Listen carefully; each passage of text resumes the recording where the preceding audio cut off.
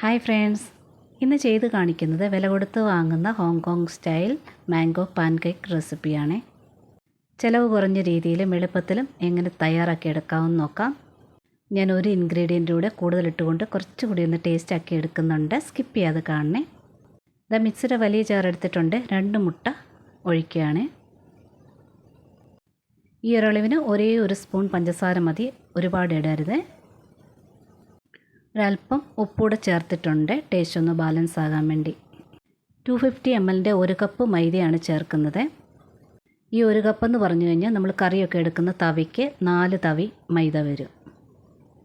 അതേ കപ്പിൽ തന്നെ 1 കപ്പ് പാലാണ്, അതുപോലെ തന്നെ 4 തവി പാലായിട്ട് തവി അളവിന് വരും. ഇനി വാനില എസൻസ് ഒഴിക്കുക. ഇത് ക്ലിയർ വാനില എസൻസ് ആണ്. ഇനി സാഫ്രോൺ പാലിൽ കലക്കിയതോ സാഫ്രോൺ കളറോ ആണ് ചേർക്കേണ്ടത്. ഞാനിവിടെ ചേർക്കുന്നത് ടൈഗറിൻ്റെ മാംഗോ എസൻസ് ആണ് ചേർക്കുന്നത്.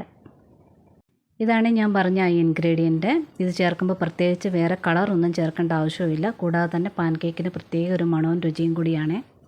ഇതിനെ ഒന്ന് ബ്ലെൻഡ് ചെയ്തെടുക്കണം. ഒട്ടും കട്ടയില്ലാതെ, ഒരു തരിക്കട്ട പോലും ഇല്ലാതെ ഒന്ന് ബ്ലെൻഡ് ചെയ്തെടുത്താൽ മതിയേ. അത് ബ്ലെൻഡ് ചെയ്തെടുത്തിട്ടുണ്ട്.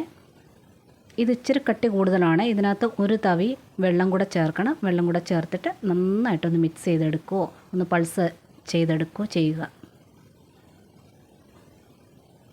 അതായത് മാവ് നല്ല ലൂസായിട്ടിരിക്കണം. ഇനി നല്ല വലിപ്പമുള്ള നോൺ സ്റ്റിക്ക് പാൻ നോക്കിയെടുക്കുക. കുറച്ച് ബട്ടർ തേച്ചിട്ടുണ്ട്. അതൊരു ടിഷ്യൂ പേപ്പർ വെച്ച് തുടച്ചെടുക്കണം. ഇത് അത്രയും വലിപ്പമില്ലാത്ത ഒരു നോൺ സ്റ്റിക്ക് പാനാണ്. നല്ല വലിപ്പമുള്ളത് തന്നെ നോക്കിയെടുക്കണം. അതെന്തുകൊണ്ടാണെന്നൂടെ പറഞ്ഞു തരാം. ഇത് കുറച്ച് ചെറിയ പാനായതുകൊണ്ട് ഒരു 3/4 തവി ഒഴിച്ചിട്ടുണ്ട്. ഒറ്റ ചുറ്റുകൊണ്ട് അത് റൗണ്ടിലാക്കി എടുക്കണം. ഒന്ന് ചുറ്റിയതിൻ്റെ മണ്ടയ്ക്കൂടെ വീണ്ടും മാവിട്ട് ചുറ്റിക്കരുത്. നേരിയൊരു പാൻകേക്കാക്കി എടുക്കണം. അതുപോലെ തന്നെ തീയെ ലോ ഫ്ലെയിമിൽ തന്നെ വെക്കണം. വളരെ കട്ടി കുറവായത് കാരണം പെട്ടെന്ന് ഇത് വെന്ത് കിട്ടും. മേൽഭാഗം ഒന്ന് ഡ്രൈ ആകുമ്പോൾ വേണം തിരിച്ചിടാൻ വേണ്ടി. ഇതാ കണ്ടോ, മേൽഭാഗം എല്ലാം നല്ല ഡ്രൈ ആയിട്ടുണ്ട്. ഒന്ന് തിരിച്ചിട്ട് ഒരു 5 സെക്കൻഡ് മാത്രം, ഒരുപാടൊന്നും ഇട്ട് വേവിക്കേണ്ട ആവശ്യമില്ല. പെട്ടെന്ന് തന്നെ ഒരു 5 സെക്കൻഡ് കഴിയുമ്പോഴത്തേന് എടുത്ത് വെക്കണം. തീ കൂട്ടിയും കൊടുക്കരുത്. നല്ല സോഫ്റ്റായിട്ട് തന്നെയാണ് വേണ്ടിയത്. ഓരോ പ്രാവശ്യവും ബട്ടർ തേച്ച് തുടച്ചെടുത്തിട്ട് വേണം മാവ് ഒഴിക്കാനായിട്ട്. ഇതാ മുകൾ ഭാഗം കുറച്ച് നല്ല കളർ കൂടുതലുമായിരിക്കും, നല്ല ഷൈനിങ് ആയിരിക്കുമേ. പാൻകേക്കെല്ലാം ഞാൻ റെഡിയാക്കി വെച്ചിട്ടുണ്ട്. ഒന്നിന് മേലെ ഒന്നായിട്ട്, ഒട്ടത്തൊന്നുമില്ല പരസ്പരം. ഇനി വിപ്പിംഗ് ക്രീമാണ്. നല്ല സ്റ്റിഫായിട്ട് അടിച്ചു വെച്ചിട്ടുണ്ട്. ചില വിപ്പിംഗ് ക്രീമിന് മധുരം കുറവായിരിക്കും. മധുരം കുറവുണ്ടെങ്കിൽ പഞ്ചസാര പൊടി ചേർത്തുകൊണ്ട് മധുരം നല്ല കറക്റ്റാക്കി വെക്കുക. ഇനി പുളിയില്ലാത്ത മാമ്പഴമായിരിക്കണം, അരിഞ്ഞു വെച്ചിട്ടുണ്ട്. അതുമെല്ലാം റെഡിയാക്കി വെക്കുക. എന്താ ഒരു പ്ലേറ്റിനകത്തോട്ട് ഓരോ പാൻകേക്കും ഇങ്ങനെ നിരത്തി വെച്ചിട്ട് കളറ് കൂടുതലുള്ള ഭാഗം അടിഭാഗത്താക്കണേ. ഷൈനിങ്ങും അവിടെ നല്ല ഷൈനിങ്ങും ആയിരിക്കും ആ ഭാഗത്ത്. പാൻകേക്ക് നല്ലവണ്ണം ആറിയതിന് ശേഷം വേണം ഇങ്ങനെ ക്രീം വെക്കാനായിട്ട്. ഇല്ലെങ്കിൽ കുറേശ്ശെയായിട്ട് ക്രീം ഇങ്ങനെ ഉരുകും. ഇനി ഇതാ മാമ്പഴ പീസുകൾ ഓരോന്നായിട്ട് ഇങ്ങനെ അടുക്കി വയ്ക്കുക. മാമ്പഴ പീസുകൾ ഇങ്ങനെ ചെറിയ കഷ്ണങ്ങളാക്കി വെക്കുകയോ ഇല്ലെന്നുണ്ടെങ്കിൽ ഒറ്റ വലിയ പീസായിട്ട് വെക്കുകയോ ചെയ്യാവുന്നതാണ്. ഒറ്റ വലിയ പീസ് വെക്കുന്നതായിരിക്കും കുറച്ചുകൂടെ പണി നമുക്ക് ഈസി ആകുന്നത്. നിങ്ങൾ വീഡിയോ കണ്ടുകൊണ്ടിരിക്കുമ്പോൾ ഇഷ്ടപ്പെട്ടിട്ടുണ്ടെങ്കിൽ ഒന്ന് ലൈക്ക് കൂടെ ചെയ്ത് പോകാനായിട്ട് മറന്നു പോലെ.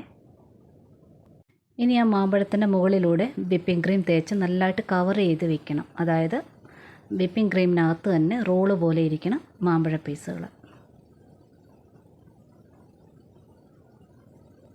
മാമ്പഴം ഒറ്റ പീസായിട്ട് വെക്കുകയാണെങ്കിൽ പെട്ടെന്ന് പണി കഴിയുമേ.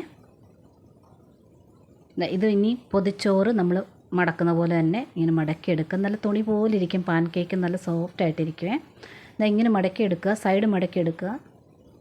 നല്ല വലിയ പാൻകേക്ക് ആണെന്നുണ്ടെങ്കിൽ ഇങ്ങനെ മടക്കി എടുത്തു കഴിഞ്ഞാൽ അത് നടുക്ക് സെൻറ്ററിലോട്ട് ആ മടക്ക് വരും. ആ ഒരളവിനാണെങ്കിൽ എളുപ്പം അത് പണി തീരുവേ. ഇതുകൊണ്ടാണ് പറഞ്ഞത് വലിയ നോൺ സ്റ്റിക്ക് പാൻ എടുക്കുക എന്ന്. ഇതിനി നുവർന്നൊന്നും വരത്തില്ല. ഒരു 10-20 സെക്കൻഡ് കഴിയുമ്പോഴത്തേന് ഒട്ടിയിരുന്നോളും. അതുപോലെ തന്നെ ഇത് തണുപ്പിച്ച് കഴിക്കാൻ നല്ല ടേസ്റ്റാണ്. ഒരു പ്രത്യേക ടേസ്റ്റ് തന്നെയാണിത്. ഞാൻ ഇതെല്ലാം അടുക്കി വെച്ചിട്ടുണ്ട്. ഇതൊന്ന് കട്ട് ചെയ്ത് കാണിക്കാം.